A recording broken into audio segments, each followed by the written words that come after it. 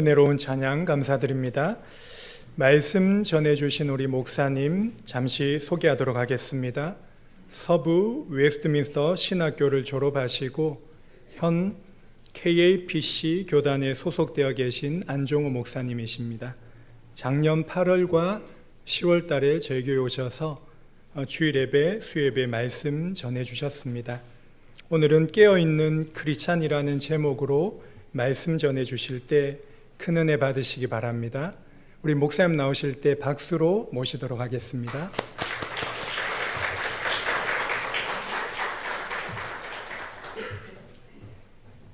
예, 감사합니다.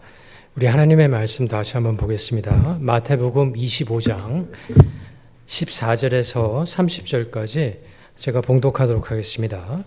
마태복음 25장 14절에서 30절까지 봅니다.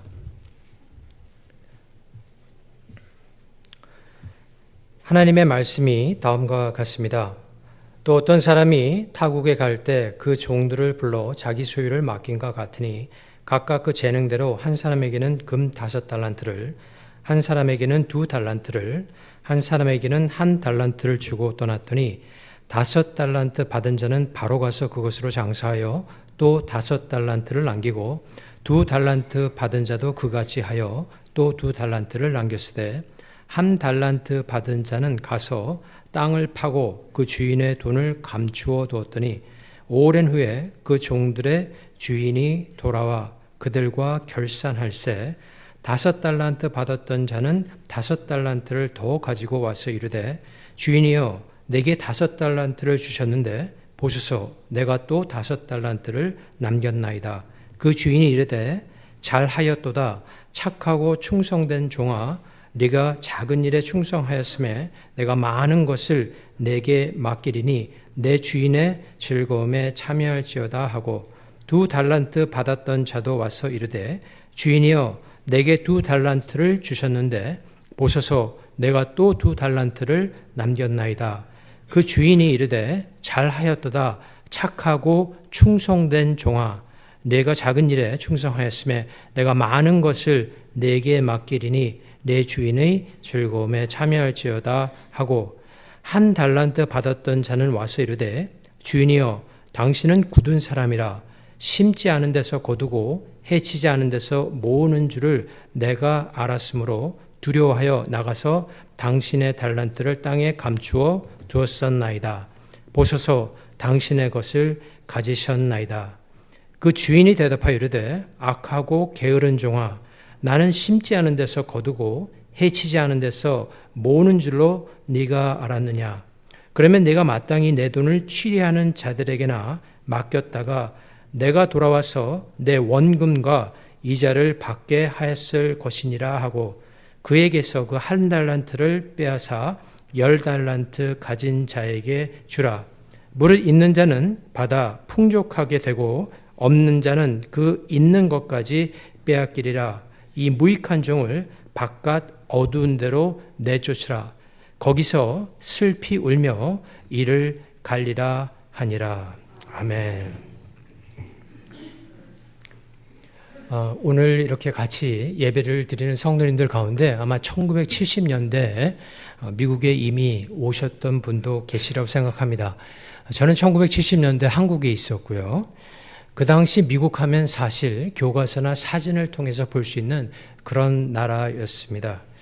그런데 한 번은 제 아버님 그 친구분이 아시는 분이 미국에서 방문을 하셔서 이제 미국에 관한 그런 말을 이렇게 해주셨던 것을 제가 어릴 적에 신기하게 듣던 기억이 납니다.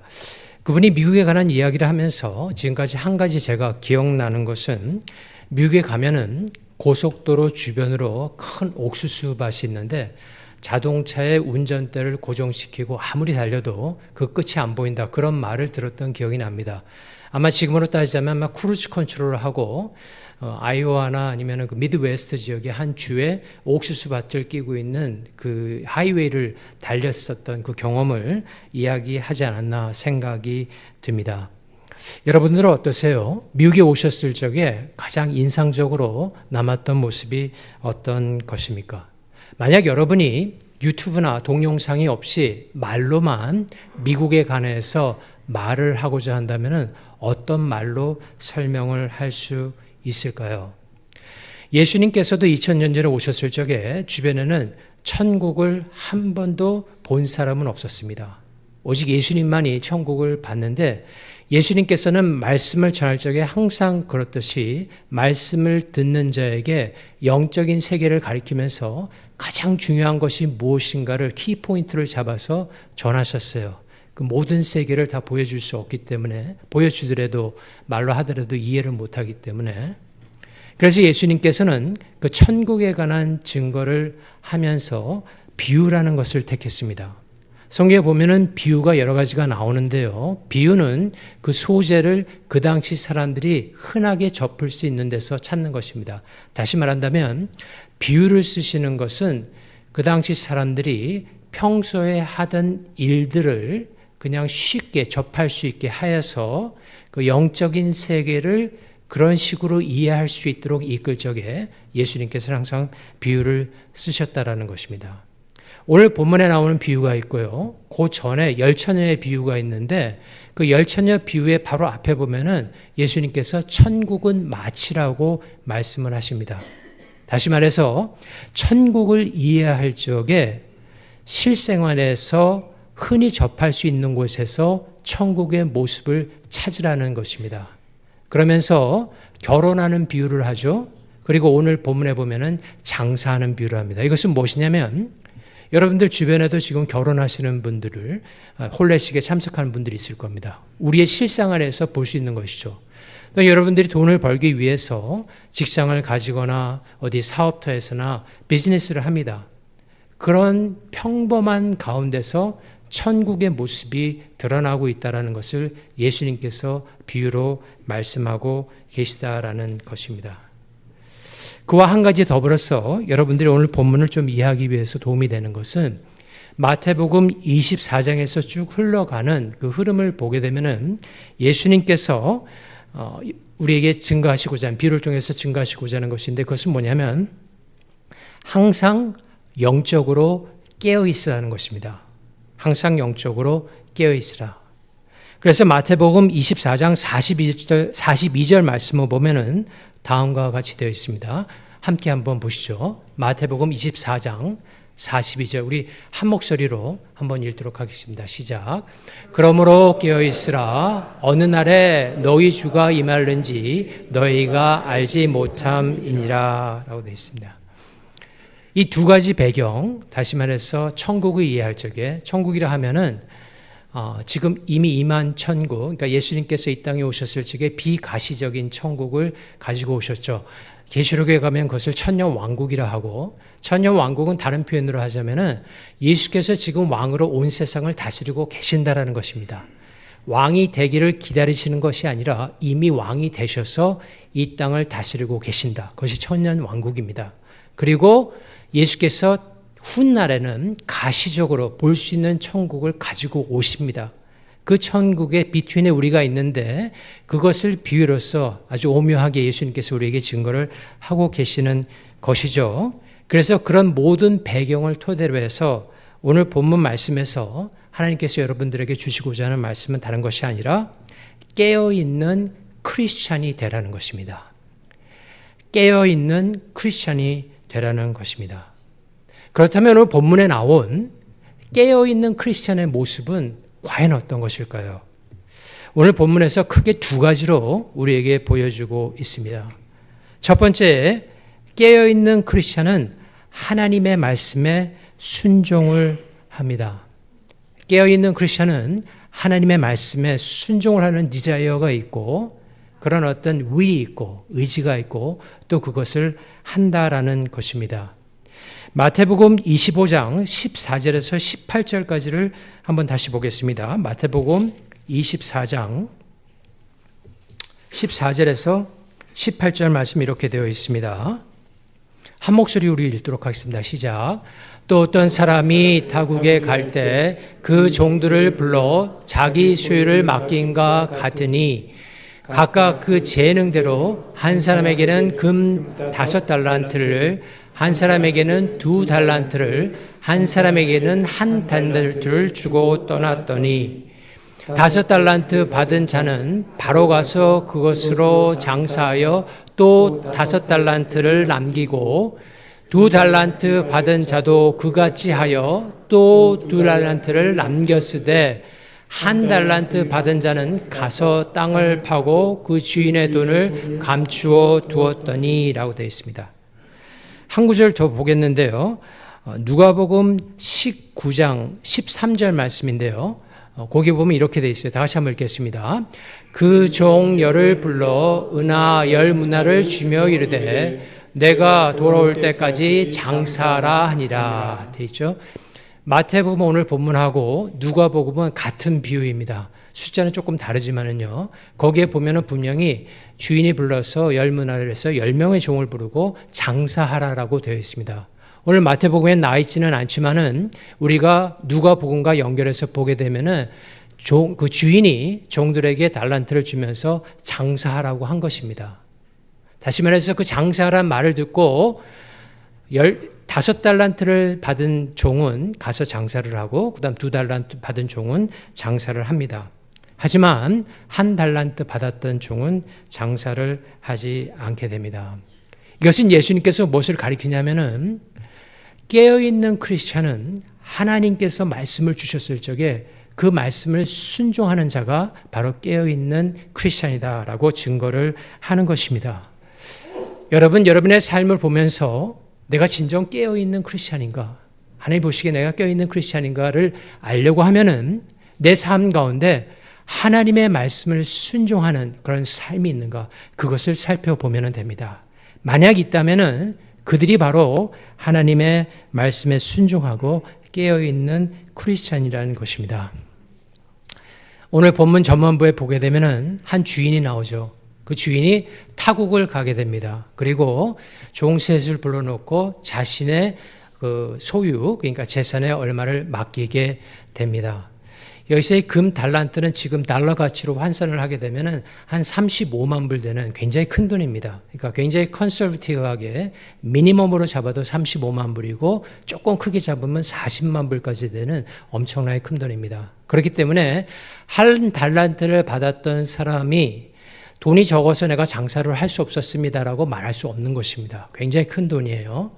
그리고 5달란트를 받은 사람은 175만 불이고 좀 크게 잡으면 200만 불에 가까운 돈이기 때문에 상당히 많은 금액을 주인이 맡기고 간 것입니다. 그 둘은 가서 열심히 장사해서 200만 불이라고 하는 엄청난 금액의 이윤을 남기게 된다라는 것입니다. 하나님께서는 이 비유를 통해서 우리에게 정확하게 주시는 말씀이 있습니다. 하나님의 말씀을 들었을 적에 순종하는 자와 순종하지 않는 자가 분명하게 나누어진다라는 것입니다. 여러분, 하나님의 말씀을 순종한다는 것을 십자가를 짐과 같은 참 고생이다, 희생이다 이렇게 말들을 합니다. 틀린 말은 아닙니다. 하나님 말씀 따라가는 게 결코 쉬운 일이 아닙니다. 여러분의 직장 생활에서 모든 생활 사람들과 어울려 살면서 하나님 말씀 순종하는 거 쉽지 않습니다. 하지만 여러분들을 하나님께 말씀을 순종한다는 것을 다르게 표현하면은 이렇게 표현할 수 있는데요. 여러분들이 이 세상에 살면서 가장 행복한 삶을 경험할 수 있는 게 바로 하나님의 말씀을 순종하는 것입니다. 정말 행복하고 싶습니까? 하나님의 말씀에 순종하십시오. 그것이 여러분들이 이 세상에서 살아갈 수 있는 가장 행복한 그런 삶을 경험할 수 있는 최선의 그리고 최우선의 방법인 것입니다. 하나님의 말씀을 순종하는 삶을 잘 이해하기 위해서 제가 잘 드는 예가 있는데 이 예가 여러분들에게 좀 도움이 됐으면 좋겠습니다. 7월에는 미국 독립기념일이 있죠. 7월 4일이 되면은 미국 독립기념일인데 독립기념일이 되면은 여러 가지 나타나는 것 중에 하나가 뭐냐면 사람들이 비행기 여행을 굉장히 많이 하십니다. 시택 공항에 가게 되면 엄청난 차들이 밀려 있고 뭐 굉장히 복잡합니다. 비행기 여행을 많이 한다는 것이죠. 저는 아직도 그 큰 항공기가 그 많은 사람을 싣고 그 많은 짐을 싣고 하늘로 올라가는 거 보면 정말 신기합니다. 이게 차를 하이웨이 가다가 비행기 뜨는 것만 보면은 너무 신기해요. 야, 어떻게 저렇게 큰 비행기가 올라갈 수가 있을까? 참 테크놀로지가 대단하다. 그런 생각을 매번 합니다. 그런데 여러분 그걸 곰곰이 생각해 보면은 사실 항공기가 에어플레인이 공중으로 뜨는 것은 항공기에 달린 엔진 때문에 그러는 것이 아니라 사실 바람의 힘입니다. 그죠? 공기의 힘, 공기의 법칙을 잘 알아서 동체를 만들고 엔진을 돌려서 바람을 일으켜서 결국은 비행기가 뜨게 되는 것입니다. 공기의 힘으로 뜬다라는 것이죠. 그렇기 때문에 항공기를 제작하는 많은 사람들에게 있어서 뭐 엔지니어나 아니면 과학자나 항상 그 동체가 비행기의 동체가 바람의 저항을 어떻게 받아서 위로 뜨게 하고 또한 밀어서 나갈 수 있는 것에 신경을 쓰면서 항공기를 만듭니다. 물론 그 당시의 어떤 스타일에 따라서 세련되게 만들기는 하지만은 중요한 것은 공기의 법칙을 몰라서는 항공기 동체를 만들 수 없다라는 것입니다. 시간이 지남에 따라서 항공기는 70년대와 지금 비했을 때 더 멋있고 세련된 모습으로 점점 변해가는 것을 볼 수가 있죠. 사진을 보더라도. 마치 하나님의 말씀을 따른다는 것은 이런 것입니다. 여러분, 하나님의 말씀은 절대로 변하지 않습니다. 사람이 변하는 것이지 하나님의 말씀은 절대로 변하지 않습니다. 그 불변의 진리를 우리가 좀 더 깊이 있게 알고 이해하고 성령의 도움을 받아서 계속 그런 삶을 추구할 적에 우리의 삶은 어떻게 변합니까?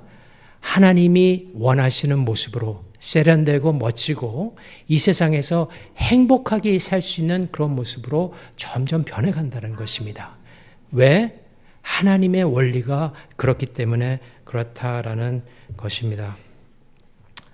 사랑하는 성도 여러분, 우리의 삶 가운데 있어서 내가 진정 깨어있는 크리스천인가? 깨어있다라는 것은 무엇인가? 라는 의문이 들 적에 여러분이 분명히 생각해야 될 것은 내 삶 가운데 하나님 말씀 지키고자 하는 스트러글이 있는가? 정말 그것이 나의 가슴을 치면서 다가오는가? 거기에 대한 질문을 던져야 될 것입니다. 거기에 예스라고 할 적에 여러분은 때에 따라서 완전하게 순종은 못할지라도 지금 깨어있는 것입니다. 그래서 그 깨어있는 크리스천의 삶을 나아가고 있다라는 것입니다. 한 가지 더, 깨어있는 크리스천은 자신의 산 인생에 대해서 결산할 날이 있음을 알고 살아가는 사람입니다. 깨어있는 크리스천은 자신의 마지막 때 죽는 그날에 내가 살아왔던 그 삶을 결산하는 날이 있다는 것을 분명히 알고 살아가는 사람입니다.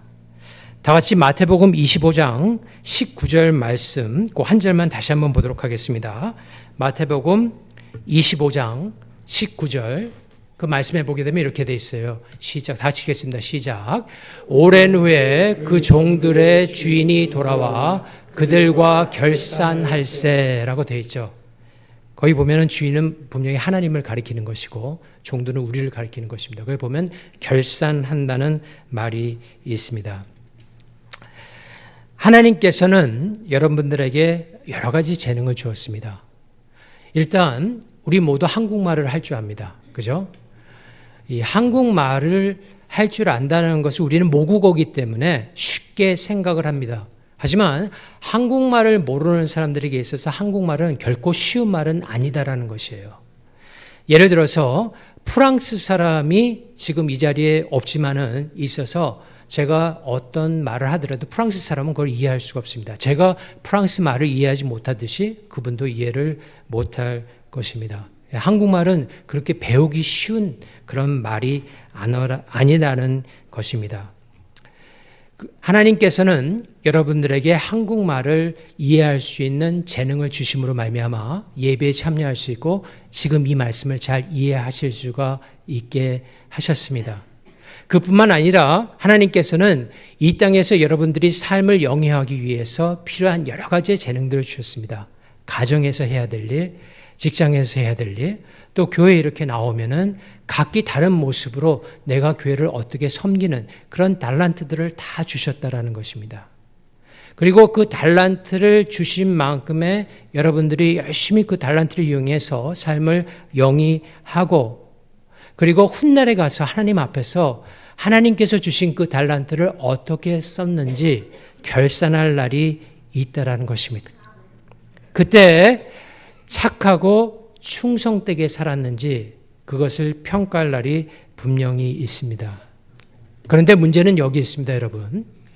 과연 몇 명의 크리스찬이 여러분 포함해서 저를 포함해서 다 하나님 앞에 갔을 적에 저는 하나님께서 주신 그 말씀을 완벽하게 다 지켰고 정말 착하게 살았고 한번 일을 시작하면 끝날 때까지 제가 충실하게 끝나는 그런 삶을 살았음이라고 자신 있게 말할 사람은 과연 몇 명이 있겠느냐는 것입니다.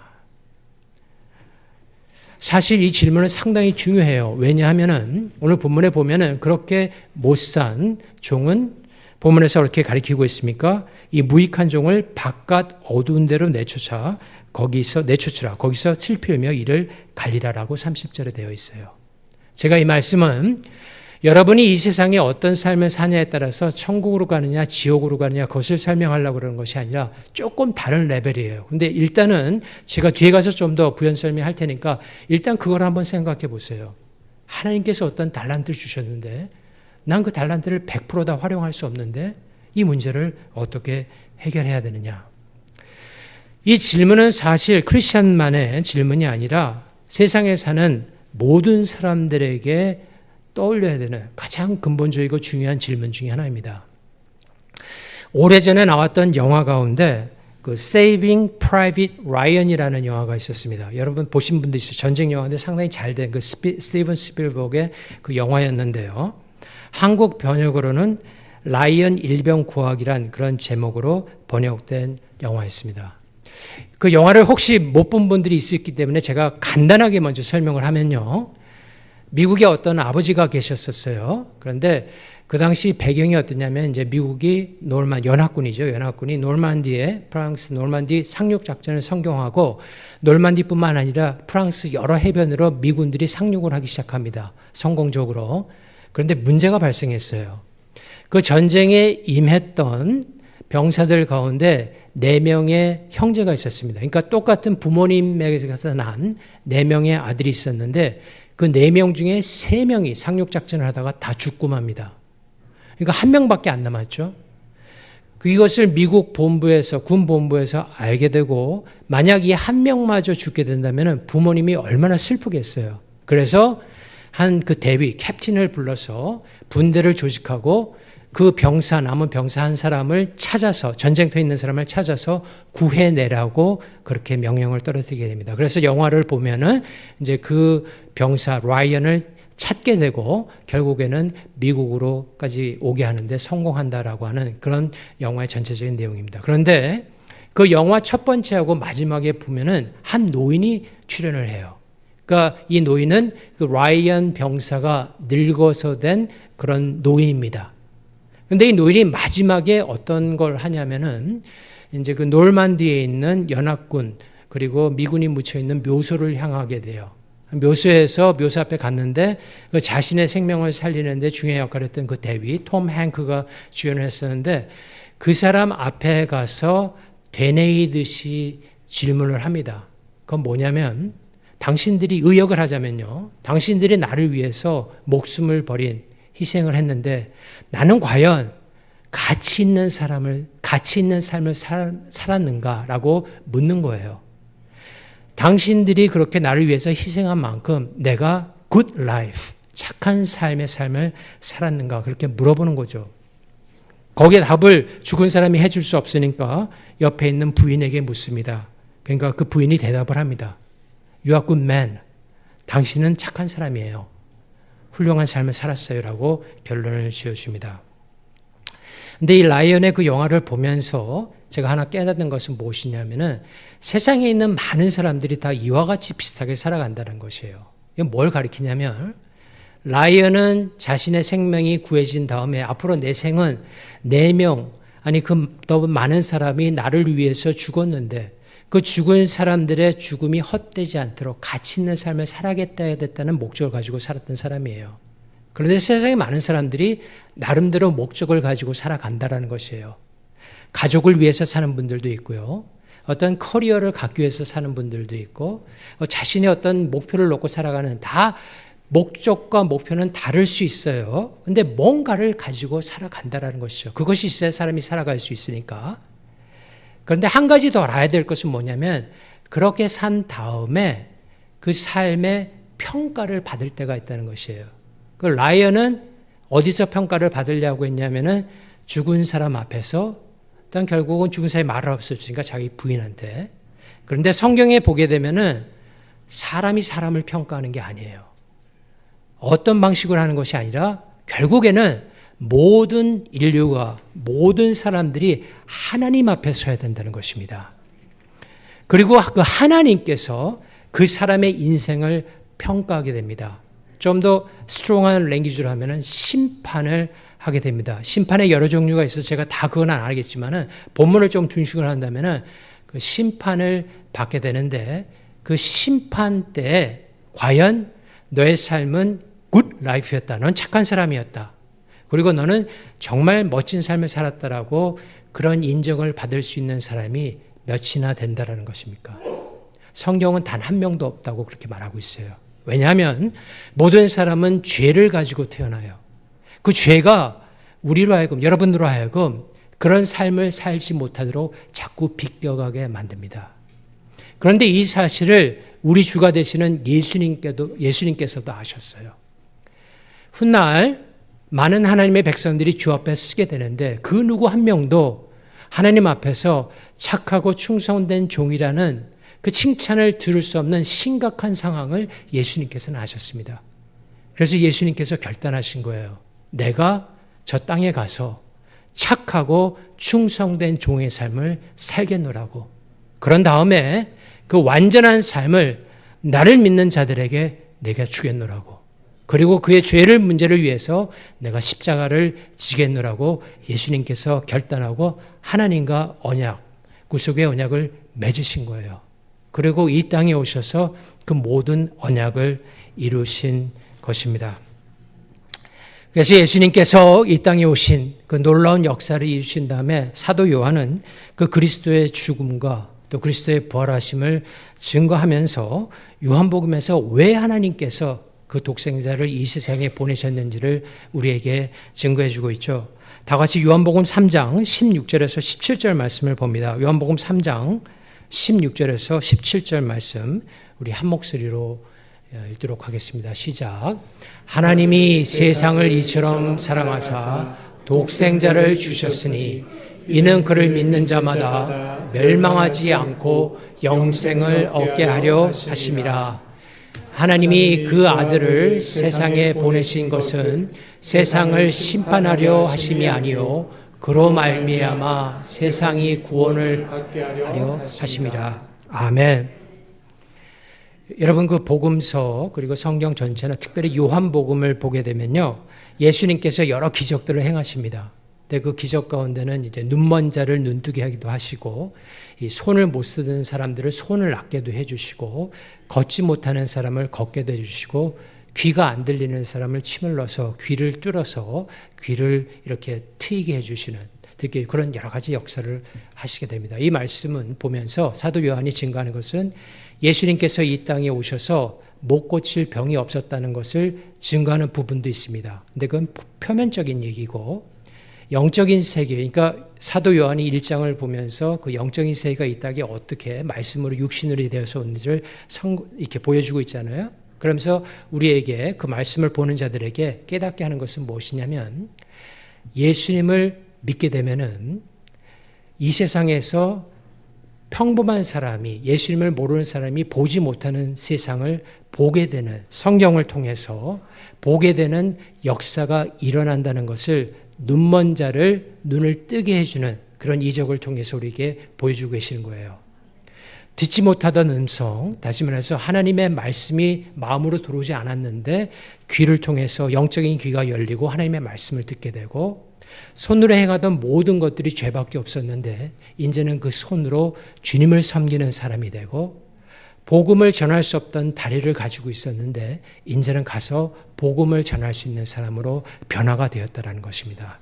사도 요한은 바로 크리스찬이 되면은 그와 같은 놀라운 역사가 일어난다는 것을 복음서를 통해서 우리에게 증거를 해주고 있는 것입니다. 사랑하는 성도 여러분, 여러분은 십자가에서 여러분의 죄를 위해서 돌아가신 예수 그리스도를 믿음으로 말미암아 하나님의 자녀가 된 것입니다. 혹시 이 자리 가운데 아직도 예수 그리스도를 모르는 분들이 있으면은 주님을 영접하시기 바랍니다. 나를 위해서 십자가상에서 돌아가셨을 뿐만 아니라 이 땅에 예수님이 오실 이유가 전혀 없죠. 전혀 없는 분이 이 땅에서 사셨다라는 것은 누구를 위한 삶이었어요? 예수님 자신을 위한 삶은 정말 0%도 1%도 없었습니다. 예수님은 이 땅에 오셔서 우리를 위해서 사신 것이에요. 왜? 우리가 살 수 없는 그 삶을 살아내야 되기 때문에. 그래서 그리스도의 그 삶이 월기 되어서, 공로가 되어서 우리가 하나님 앞에 나아갈 적에 착하고 충성된 종, 예수께서 이루신 착하고 충성된 종의 그 칭호를 우리가 받게 되는 것이에요. 왜? 예수님이 우리를 위해서 사셨다는 것을 우리가 믿기 때문에, 다른 사람이 아니라. 여러분은 예수님을 영접함으로 놀라운 역사가 여러분의 삶 가운데 일어났고, 그로 인해서 성령님께서 여러분께 내주하시면서 정말 충성되고 정말 착한, 그러니까 착하고 충성되다는 것이 굉장히 참 중요한 의미가 있죠. 그죠? 착하다는 것은 인성을 가리키는 거예요. 그 다음에 충성되다는 것은 일을 충실하게 한다는 것이죠. 일만 잘해서 되는 것이 아니라 하나님의 역사에 성령에 이끌린 일을 하다 보니까 인성까지 바뀌는 거예요. 우리의 인격이 그리스도의 인격을 닮아가는 것이죠. 그게 goodness, 우리의 good person이 되는 것이고, 그 good person의 인성을 가지고 움직이다 보니까 자연스럽게 하는 모든 일들이 어떻게 돼요? 충성되고 그리스도를 닮은 일의 모습으로 나타나게 된다는 것입니다. 말씀의 결론을 맺겠습니다. 오늘 본문의 배경은 예수님께서 여러분의 죄로 말미암아 십자가에 오르시기 얼마 전에 예수님께서 하신 말씀입니다. 그리고 요한복음에 좀 더 가게 되면은 오늘 비유하신 다음에 좀 더 예수님께서 십자가에 오르시기 아주 가까운 시간이 되었을 적에 제자들을 모으십니다. 그리고 모시고 다음과 같은 말씀을 주십니다. 우리 요한복음 14장 한번 보겠어요. 요한복음 14장 1절에서 3절까지 다 같이 한 목소리로 읽도록 하겠습니다. 요한복음 14장 1절에서 3절 시작. 너희는 마음에 근심하지 말라. 하나님을 믿으니 또 나를 믿으라. 내 아버지 집에 거할 곳이 많도다. 그렇지 않으면 너희에게 이르렀으리라. 내가 너희를 위하여 거처를 예비하러 가노니 가서 너희를 위하여 객처를 예비하며 내가 다시 와서 너희를 내게로 영접하여 나 있는 곳에 너희도 있게 하리라. 아멘. 예수님께서 뭐라고 약속하셨습니까? 예수님께서 우리를 위한 영원히 거할 거처를 마련하고 계시다라는 것입니다. 그리고 우리에게 성령님을 주셔서 성령의 능력으로 하나님의 말씀을 온전히 순종할 수 있는 모든 하나님 안에서의 귀한 백성의 능력자로 우리를 만드신 것입니다. 이와 같이 놀라운 역사를 이루신 하나님을 더욱더 의지하고 예수님께서 마련하고 계신 엄청난 놀라운 그 즐거운 잔치, 그 혼인 잔치에 여러분들이 다 초대를 받았고 먼 훗날에 우리가 함께 가서 즐길 그 놀라운 역사를 우리가 바라보면서 오늘 하루도 하나님께 더욱더 헌신하고 말씀에 순종해서 주님이 오는 그날까지 깨어있는 삶을 사는 여러분 다 되시기를 주님의 이름으로 축원합니다. 우리 오늘 본문 말씀